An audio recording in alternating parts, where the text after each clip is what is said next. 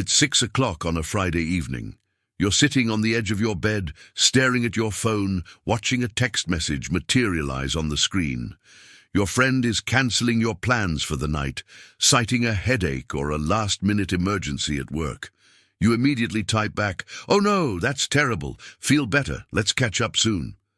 You put the phone down and you perform the socially acceptable pantomime of disappointment. But deep down, beneath the fake digital empathy you just transmitted, there is a completely different emotion washing over your entire body. An emotion you would never dare to admit out loud. You aren't disappointed. You aren't sad. In fact, as you sink back into your mattress, staring blankly at the ceiling, what you feel is a profound, intoxicating wave of pure relief. You are secretly thrilled that the plan fell apart, and for the rest of the night, you will exist in a state of quiet euphoria, doing absolutely nothing in the safety of your own isolation. We all experience this strange phenomenon, but this feeling of comfort in cancellation is merely the tip of a much larger, darker psychological iceberg. Because if we are completely honest with ourselves, it's not just cancelled dinners that give us this twisted sense of satisfaction. It is something much more fundamental to human nature that we are desperately trying to hide. Think about the last time the power went out in your neighborhood, forcing you to stop working, or the last time your car broke down on a Tuesday morning, giving you an undeniable excuse to miss a stressful meeting. For a brief, flickering second before the panic sets in, your brain releases a sigh of relief. You feel a strange spark of excitement when the machinery of your daily life suddenly breaks. But why? Why does our own mind secretly celebrate the exact moments our lives fall completely off the tracks? To find the answer, we have to look past our modern habits and examine the invisible, exhausting prison you voluntarily lock yourself inside every single morning. From the moment you wake up, your day is an exercise in absolute, rigid control. You have an alarm to dictate your sleep, a schedule to dictate your movements, a diet to dictate your health, and an endless checklist of expectations to dictate your worth as a human being. We have engineered our modern lives to be perfectly predictable, removing as much risk, danger, and spontaneity as physically possible. Society tells us that if we just stick to the script, if we just optimize our routines and maximize our productivity, we will eventually reach a state of permanent happiness. But this relentless pursuit of perfection isn't bringing us peace.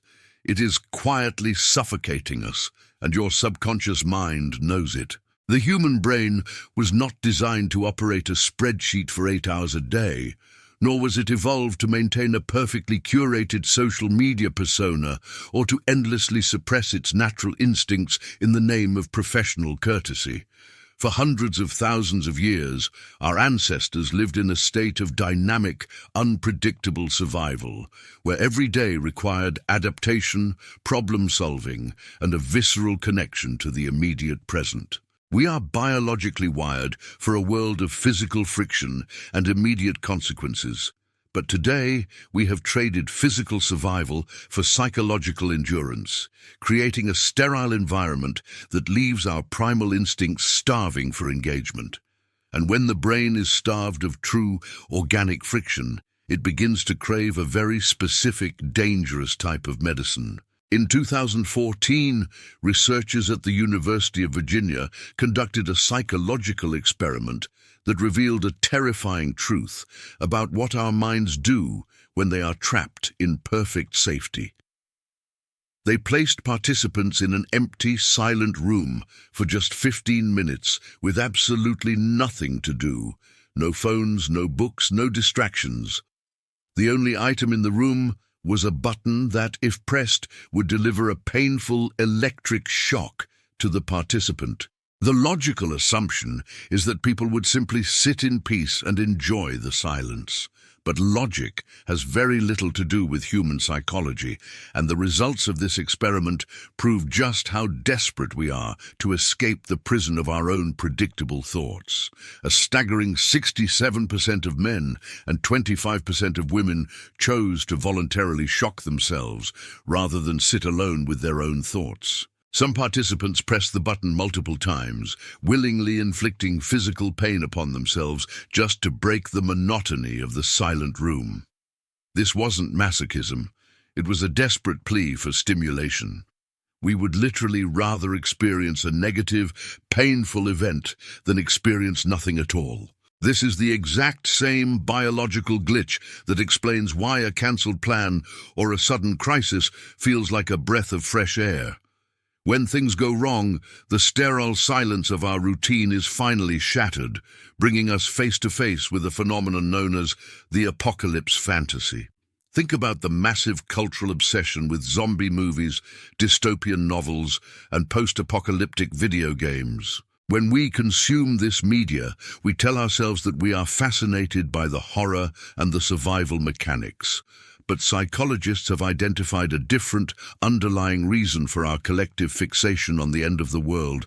It's called the apocalypse fantasy, and it has absolutely nothing to do with wanting to fight monsters or scavenge for food. It is, in reality, a fantasy of simplification. We do not fantasize about the world ending. We fantasize about our responsibilities disappearing, leaving us with a life that finally makes biological sense. In your current life, your problems are abstract, infinite, and impossible to completely solve. You worry about inflation, about your career trajectory over the next 5 years, about social dynamics, and about the vague, crushing pressure of living up to your potential. These are psychological burdens that you can never physically defeat. They just hover over you constantly. But in a disaster scenario, whether it's a fictional apocalypse or a literal power outage in your apartment, the infinite abstract problems vanish, replaced by immediate tangible realities. You don't have to worry about your 5-year plan when the lights go out. You just have to find a candle. And in that regression to basic survival, we find a profound, almost spiritual peace that leads us to self-sabotage. Because we secretly crave this simplification, our subconscious mind will often take matters into its own hands, actively engineering disasters in our own lives without us even realizing it. In psychology, there is a concept known as secondary gain. This theory suggests that even our most destructive behaviors, like procrastinating on a major project until the last minute, picking fights in a healthy relationship, or getting mysteriously sick right before a big event, provide us with a hidden psychological benefit. The failure or the crisis provides a protective shield, a convenient excuse that grants us the one thing we are too afraid to ask for directly. When you self-sabotage and things go wrong, you are suddenly relieved of the burden of potential. If you procrastinate and fail an exam, you can blame the lack of time rather than confronting the terrifying possibility that you simply aren't smart enough. If you get sick, you are granted a socially acceptable pass to lie in bed and do nothing, free from the guilt of unproductivity. We secretly enjoy the crisis because a crisis is the only universally accepted doctor's note that excuses us from the relentless marathon of modern life. But this constant cycle of building things up, just to watch them fall apart, eventually takes a terrible toll, trapping us in a paradox where we are terrified of the one thing we claim to want the most. We claim that we want everything to go right. We claim that we want the perfect relationship, the flawless career, and the frictionless life. But the truth is, absolute success is terrifying because success demands maintenance. When things go wrong, the narrative is simple. You are the victim of circumstance. You lick your wounds, and you try to rebuild. The expectations are instantly lowered, and the pressure is off. But when things go perfectly right, the pressure is magnified exponentially.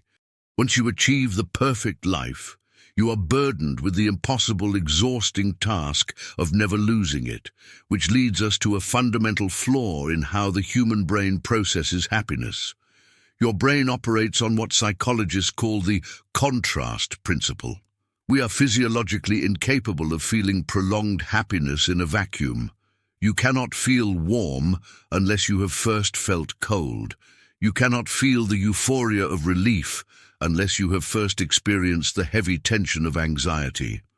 If your life was perfectly smooth, perfectly predictable, and devoid of all things going wrong, you would not reach a state of bliss. You would fall into a state of profound, unbearable numbness. We secretly enjoy when things go wrong because the failure, the cancelled plan, and the minor disaster provide the necessary darkness that allows the light of our recovery to actually shine. Without the contrast of chaos, we are completely blind to our own joy. We are creatures born of friction. We are problem-solving machines that have built a world with no raw physical problems left to solve. So we obsess over the negative, we look for flaws, we self-sabotage our relationships, and we breathe a sigh of secret, guilty relief when the system crashes. We do this not because we are broken, not because we are inherently toxic, and not because we are failures. We do this because the chaos is the only thing that reminds us that we are still alive. But if a perfect life makes us numb and a chaotic life leaves us exhausted, how are we supposed to actually live without constantly tearing our own world apart? The solution is not to actively destroy your life or to seek out tragedy. The secret to escaping this cycle is simply to change your relationship with the concept of things going wrong. You have to recognize that your desire for control is an illusion, and your expectation of a flawless existence is the very thing that is making you miserable.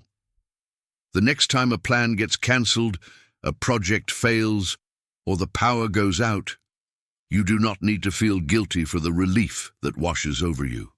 You do not need to hide the fact that you are glad the machinery broke. You simply need to recognize that your brain is finally taking a breath of fresh air. We have to stop treating the friction of life as an enemy that needs to be defeated. The mistakes, the broken plans, and the sudden changes in direction are not glitches in the system. They are the system. They are the contrast that gives your happiness meaning, the unpredictable wilderness that keeps your primal mind engaged, and the socially acceptable pauses that save you from burning out completely. You don't need to be perfectly productive, you don't need to be flawlessly reliable, and you certainly don't need to feel guilty when the universe hands you an unexpected break. The next time the world around you stalls, crashes, or falls apart, don't rush to fix it immediately. Sit in the wreckage for a moment. Feel the quiet relief. Allow yourself to be imperfectly human. Because you don't need a literal disaster to feel free. You just need to give yourself permission to let go of the script. If you've ever felt guilty for enjoying the chaos, you're not alone and you're not broken. Welcome to the human condition. Thank you for exploring the drifting mind with us.